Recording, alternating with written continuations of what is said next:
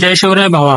आज मी जात आहे किल्ले राजमाचीला. सकाळी ऑफिस करून रात्री 11 वाजता नेरळवरून कर्जतला गेलो. तिथून एक इको गाडीतून कोंढाणे गावात पोहोचलो. तिथे इंट्रोडक्शन घेऊन रात्री 12 वाजता ट्रेक सुरू केला. कोंढाणे गावापासून उदयवाडीत जायला 3 ते 4 तास लागतात. पूर्ण प्रवास हा अंधारात केला. सोबत पाऊस होता. महाराजांचं नाव घेत सकाळी उदयवाडीत पोहोचेपर्यंत भूक पण लागली होती. नाश्ता करून नंतर उदयसागर तलाव व गोंधनेश्वर मंदिरात जाऊन महादेवांचं दर्शन घेऊन किल्ले राजमाची हा प्रवास सुरू केला. सुरुवातीला श्रीवर्धन बालेकिल्ल्यावर गेलो. जाता जाता काळभैरव मंदिरात दर्शन घेतलं. पाऊस पडून गेल्यामुळे गर्दी होती. त्यात हे भाऊ सुद्धा आले होते. त्यांना बाय बोलून महादरवाजातून गेल्यावर पाण्याच्या टाक्या, दगडात कोरलेला खोली पाहून वरती गेलो. त्यानंतर खाली उतरून मनोरंजन बालेकिल्ला चढायला सुरुवात केली. मुख्य दरवाजातून वर काही राजवाडे, मंदिर याचे अवशेष पाहून थोडी मस्ती करून